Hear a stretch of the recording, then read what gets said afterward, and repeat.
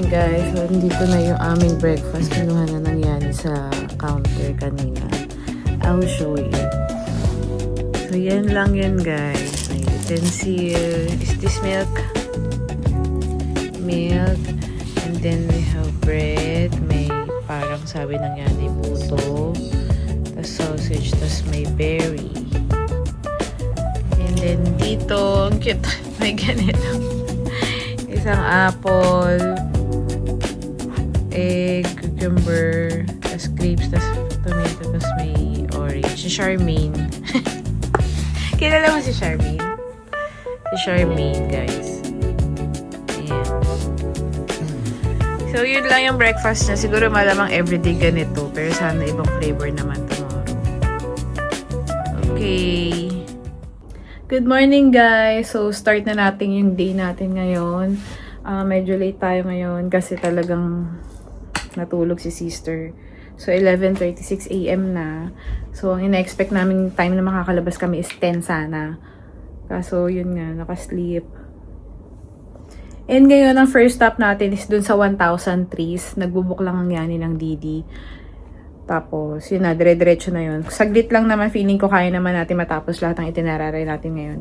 Kasi, konti lang yun ngayon eh. Try natin na ipasok yung cruise mamayang gabi, if kaya. Gusto lang natin yung OTT. Mag-lunch na tayo, mamaya na lang, no? Kasi puro bakery yung nasa itinerary natin yan, no? So, hindi na tayo mag-lunch muna. Siguro yun na lang. Puro bakery, puro bake shop na cute, yung mga Harry Potter inspired, ganyan. Yun yung mga pupuntahan natin ngayon. Okay, see you! So, here's our hotel guys, Jinglai Hotel. And sa isang building na yan, may mga high cozy hostel, may plus house, is hills. So, isa siyang buong building din na pataas.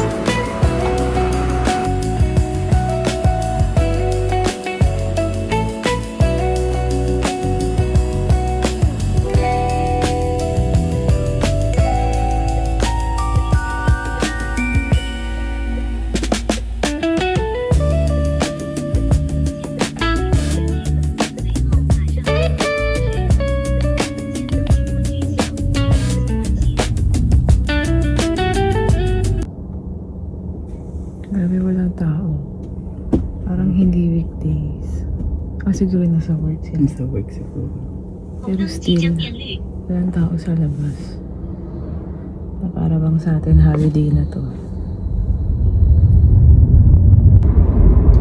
Ano, Ferris wheel? Yung Ferris wheel, guys. Joycey.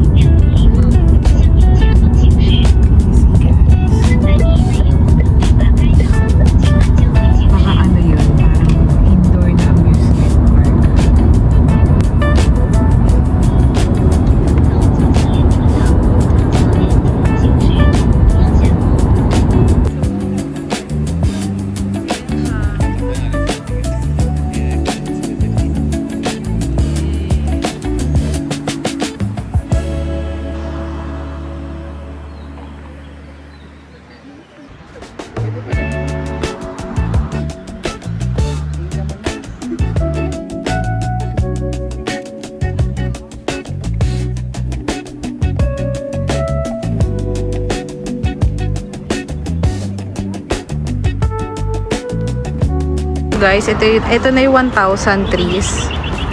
Ayan, as you can see. Siguro 1,000 yung trees dyan. Charot, yun ang katanim. Yeah.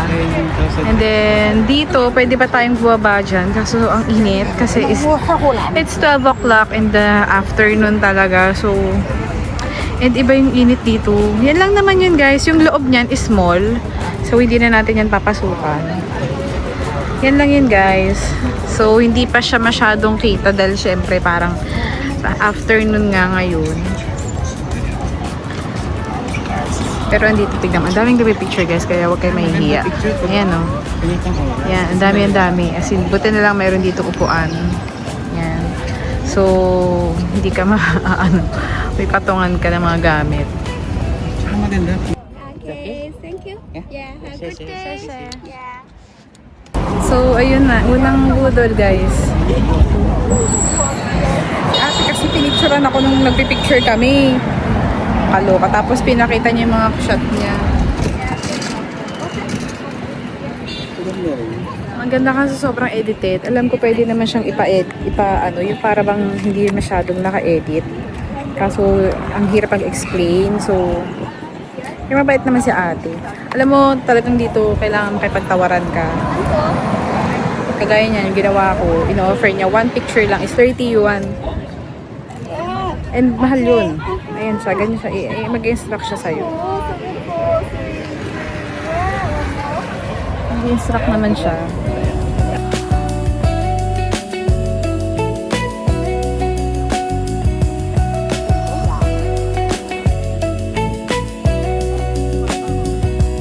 You want to enter the mall?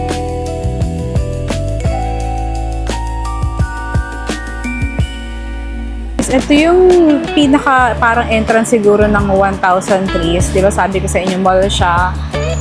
So ito yung pinaka entrance kasi ayun eh. Tapos ito yung pinipicturean natin sa labas kanina. Yan, ang ganda di ba? Ganda guys. Parang ano ba, nung nasa loob niyan, parang ganun. Kaso hindi na kami pumasok guys ha, kasi ganun lang naman tayo.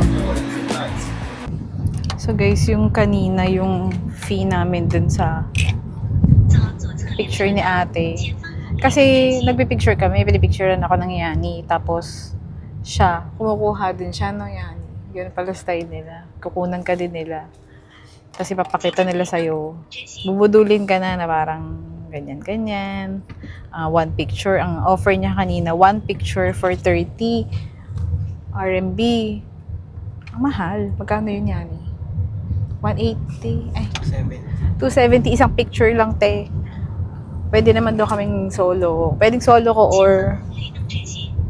or couple kami. Sabi ko, tas pag 5 photos daw, 100? Tama ba? 100 yuan.